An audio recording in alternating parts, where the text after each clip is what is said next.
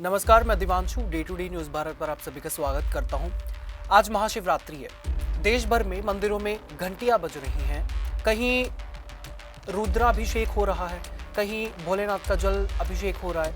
श्रद्धालु व्रत रख रहे हैं, रात भर जागरण की तैयारी कर रहे हैं, हर हर महादेव के जयकारे गूंज रहे हैं। लेकिन इसी पवित्र दिन पर जब लोग शिव की साधना में लीन हैं, उसी दिन आगरा से एक ऐसी खबर सामने आती है जो सवाल खड़े कर देती है।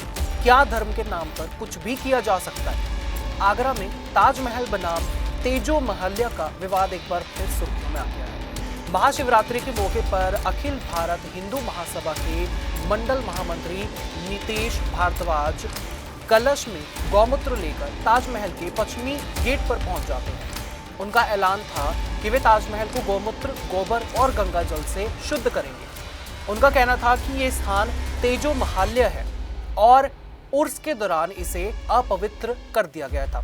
उर्स उस दिन मनाया जाता है जिस दिन किसी सूफी संत का देहांत हुआ था, लेकिन इसे शोक के रूप में नहीं बल्कि ईश्वर से मिलन के दिन के रूप में मनाया जाता है। उर्स शब्द अरबी भाषा से आया है जिसका मतलब होता है मिलन या फिर विवाह, यानी सूफी मान्यता के अनुसार उस दिन संत का अल्लाह से मिलन हुआ। तो पुलिस पहले से सतर्क थी ऐसी सिचुएशन के लिए। जैसे ही वो लोग बैरियर पार करने की कोशिश करते हैं, उन्हें रोक दिया जाता है। करीब 15 मिनट तक नोकझोंक चलती है। पर्यटक रुककर देखते हैं, माहौल गर्म होता है, फिर पुलिस उन्हें हिरासत में लेकर थाने ले जाती है। पर सवाल ये है, आज के दिन जब लोग शिव की भक्ति में डूबे हैं, क्या ये आचरण शिव के आदर्शों के अनुरूप है? भगवान शिव को तो त्याग, तप और शांति का प्रतीक माना जाता है। वे तो विषपान कर संसार को बचाने वाले हैं। वे तो क्रोध को भी संयम में बदलने वाले देव हैं। फिर उनके नाम पर टकराव क्यों? ताजमहल एक ऐतिहासिक इमारत है, वो सदियों से खड़ा है। उसके इतिहास को लेकर बहस हो सकती है, शोध हो सकता है, माननीय अदालत में याचिका जो है दी जा सकती है, लेकिन बिना ठोस प्रमाण के केवल भावनाओं के आधार पर कोई भी आकर कह दे कि ये अपवित्र है, इसे शुद्ध करना है, क्या ये कानून के दायरे में आता है? प्रशासन का साफ कहना है कि ऐतिहासिक इमारतों पर किसी भी तरह की धार्मिक या फिर राजनीतिक गतिविधि की अनुमति नहीं है। नियम सबके लिए समान है। कुछ लोग कहते हैं कि हिंदुत्व के नाम पर कुछ भी करने की कोशिश हो रही है, लेकिन ये भी याद रखना चाहिए कि सनातन धर्म इतना विशाल है कि उसे किसी प्रदर्शन या फिर टकराव की जरूरत नहीं है। सनातन की ताकत उसकी सहिष्णुता, उसके ज्ञान और उसकी परंपरा में है। अगर धर्म के नाम पर ऐसा कदम उठे जिससे समाज में तनाव फैले, तो क्या ये संयम सनातन की छवि को आहत नहीं करता? क्या इससे लोगों में भ्रम और भय नहीं फैलता? इतिहास की बात करें तो ताजमहल के बारे में अलग अलग दावे समय समय पर सामने आते रहते हैं। जहां लोग इसे मुगल बादशाह शाहजहां द्वारा बनवाया गया मकबरा मानते हैं जो उनकी पत्नी मुमताज महल की याद में बना, तो वहीं कुछ लोग इसे तेजो महल्या बताते हैं। लेकिन इतिहास केवल दावों से नहीं चलता, इतिहास शोध से चलता है, पुरातत्व से चलता है, दस्तावेजों से चलता है। और यह भी सच है कि इतिहास की कई किताबें समय के साथ खो गई हैं, कई दस्तावेजों पर बहस है। हो सकता है हम जितना जानते हैं उससे ज्यादा भी कुछ हो, और यह भी संभव है कि जो कहा जा रहा है वो भी सही ना हो। लेकिन जब तक प्रमाण ना हो तब तक कोई भी व्यक्ति अपनी धारणा को अंतिम सत्य बताकर कार्रवाई करने लगे तो ये कानून व्यवस्था के लिए चुनौती बन जाता है। आज महाशिवरात्रि है, देश के कोने कोने में लोग शांति से पूजा कर रहे हैं। वहीं कुछ जगहों पर ऐसे कदम माहौल को और ज्यादा गर्म कर देते हैं, गरमा देते हैं ऐसे माहौल को। पुलिस को सख्ती करनी पड़ती है, अतिरिक्त बल तैनात होता है, महिला पदाधिकारियों को नजरअंदाज किया जाता है। सवाल ये भी है कि अगर ऐसी गतिविधियों की अनुमति दी जाए तो क्या कल कोई और समूह किसी और स्मारक पर अपनी मान्यता के नाम पर कुछ और नहीं करेगा? तब कानून कैसे चलेगा?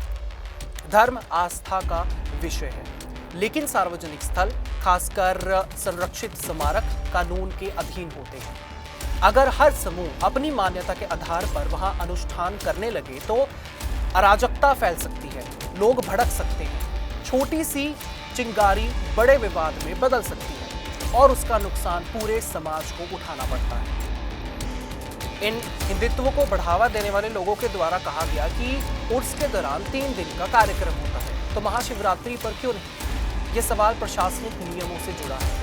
अगर नियम में कोई बदलाव चाहिए तो उसका रास्ता अदालत और सरकार से होकर जाता है, ना कि बैरियर तोड़कर। लोकतंत्र में हर असहमति का एक संवैधानिक तरीका होता है।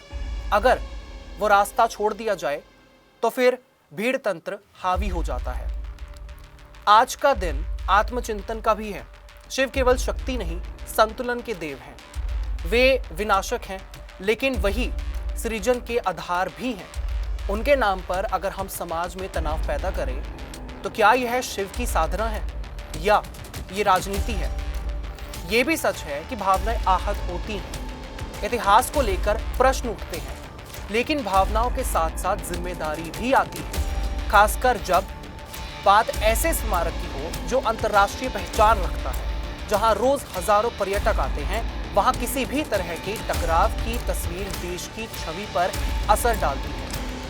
हिंदुत्व और सनातन की चर्चा आज राजनीतिक का हिस्सा बन गई है, लेकिन सनातन केवल नारों से नहीं चलता, वो आचरण से चलता है। अगर कोई कदम समाज में भय, भ्रम या फिर तनाव फैलाए तो ये आत्ममंथन का विषय होना चाहिए। कानून व्यवस्था को बनाए रखना प्रशासन की जिम्मेदारी है और इस मामले में पुलिस ने वही किया जो उसके कर्तव्य में था। इतिहास को लेकर शोध जारी रह सकता है, माननीय अदालतें फैसला दे सकती हैं, लेकिन जब तक कोई अंतिम निर्णय ना हो तब तक जो सामने है उसे स्वीकार कर कानून का पालन करना ही लोकतंत्र की बुनियाद है। ताजमहल चाहे जिस इतिहास से भी जुड़ा हो, आज वह एक संरक्षित स्मारक है और उसकी सुरक्षा और शांति बनाए रखना सबकी जिम्मेदारी है। महाशिवरात्रि के इस पावन अवसर पर सवाल यही है, क्या हम शिव के नाम पर शांति चुनेंगे या फिर टकराव? क्या हम आस्था को निजी साधना तक सीमित रखेंगे या उसे सार्वजनिक प्रदर्शन में बदलेंगे? धर्म अगर जोड़ता है तो समाज मजबूत होता है, लेकिन अगर वही धर्म टकराव का कारण बने तो नुकसान सभी को होता है। आखिर में यही याद रखना होगा, कानून से ऊपर कोई नहीं। आस्था का सम्मान हो लेकिन कानून की सीमा में। इतिहास पर बहस हो लेकिन शोध और प्रमाण के साथ। और महाशिवरात्रि जैसे पावन दिन को राजनीति या फिर विवाद से दूर रखकर उसे भक्ति और आत्मचिंतन का दिन रहने दिया जाए, शायद यही सच्ची श्रद्धा होगी। आप इस बारे में क्या कुछ कहना चाहेंगे? आप हमें कमेंट सेक्शन में बिल्कुल बता सकते हैं। Day to day news Bharat आपके साथ हमेशा ये वादा करता है, निष्पक्षता के साथ पत्रकारिता करेंगे, सटीकता के साथ आपको हर एक खबर दिखाएंगे। हमारे चैनल का कोई भी पत्रकार ना किसी से कोई तोहफा लेगा, ना कोई विज्ञापन, ना ही करेगा किसी को ब्लैकमेल।